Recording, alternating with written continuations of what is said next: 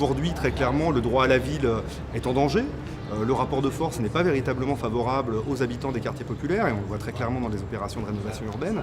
Et donc il faut rassembler toutes les bonnes volontés, toutes les forces vives, que ce soit des chercheurs, des militants, des architectes. Voilà, il faut rassembler du monde pour faire front, car je crois quand même que la force première de ceux qui n'ont rien, c'est le nombre. Et donc il faut faire nombre pour peser, et on peut espérer qu'en rassemblant les gens, il y a quand même des bonnes idées qui vont sortir. Bien, bonjour à tous et toutes. Nous allons donc démarrer ces 2 jours d'événements. On l'a pas vraiment intitulé colloque sur le droit à la ville, avec une tonalité un peu particulière, puisqu'on a décidé de centrer cet événement sur le droit à la ville vu des quartiers populaires.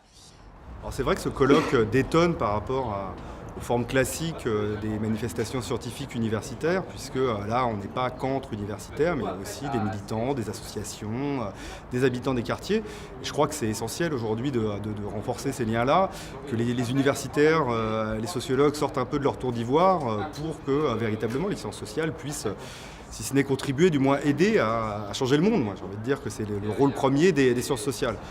Le droit à la ville, il a été rédigé ici à l'université de Nanterre et publié il y a 50 ans, en mars 68 pour être exact, par le sociologue donc Henri Lefebvre. Et en cet anniversaire de mai 68 et de la parution du droit à la ville, on ne pouvait pas passer à côté, on se devait de marquer le coup d'une certaine manière, de faire quelque chose ici, dans le lieu qui a vu naître cette notion du droit à la ville, qui a vu naître cette revendication, avant qu'elle se divise par la suite, comme tu l'as rappelé, au monde entier, à travers notamment les recherches en sciences sociales, mais aussi à travers la géographie radicale, à travers les mouvements sociaux dont on va parler pendant ces 2 jours, etc.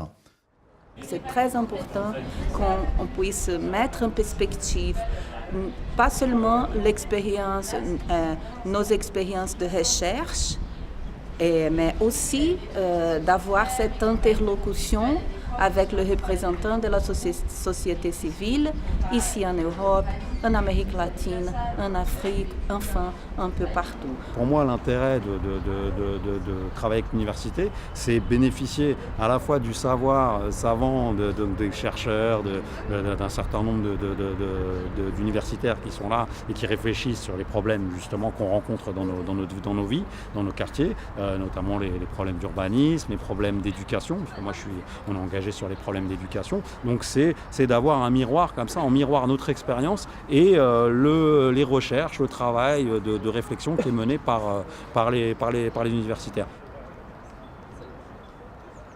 Quelque chose qui est fondamental, c'est l'habitant. Notre question aujourd'hui, est-ce que l'humain est plus important que l'urbain ? À notre sens, oui. Le droit au logement, quand vous dites droit à la ville, quand Henri Lefebvre, le droit à la ville, nous, c'est le droit à la vie. Parce que la ville, on y va dedans. Des fois, on peut être enclavé, des fois, on peut être excentré, mais c'est le droit à la vie.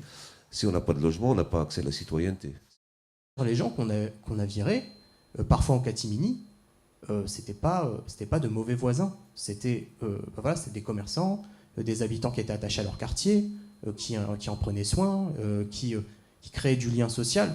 Et ce sont ce genre de personnes-là qui fait la beauté d'un quartier populaire. C'est pas c'est pas un jardin, quoi. Je veux dire, limite, le jardin, je m'en fous, quoi. Je veux dire, si on vire ces gens et qu'on garde les jardins, je veux dire, franchement, pour moi, le choix est vite fait, quoi.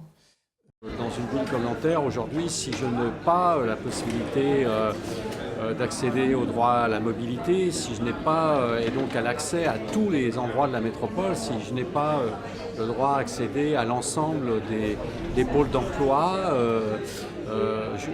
à l'ensemble des pôles de culture, de loisirs, de sport, alors je suis un citoyen avec des droits moindres.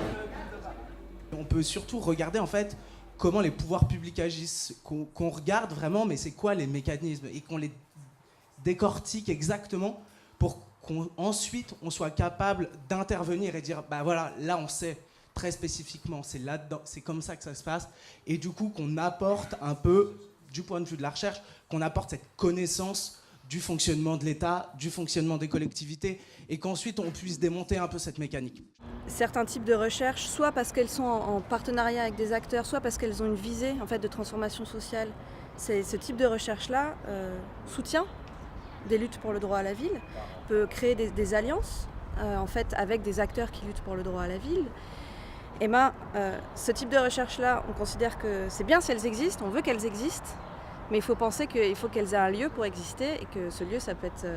un de ces lieux-là, c'est l'université, et que l'université doit continuer d'exister de manière à ce que des alliances ou des liens puissent se faire sur la durée et en confiance et avec le temps d'écouter les acteurs. C'est vraiment intéressant de pouvoir réunir tout le monde dans une université. Et une université, ça fait sens, dans le sens où c'est vraiment un lieu où chacun devrait pouvoir venir tout au long de sa vie pour apprendre des choses et y apporter des choses. Je crois qu'on a une responsabilité autour du droit à la ville de capter ces ressources universitaires, de capter cette recherche au service des habitants, au service des collectivités, au service finalement du champ du commun qui se rétrécit de plus en plus face à des phénomènes de privatisation, de financiarisation de la ville. Ça se prend le droit à la ville.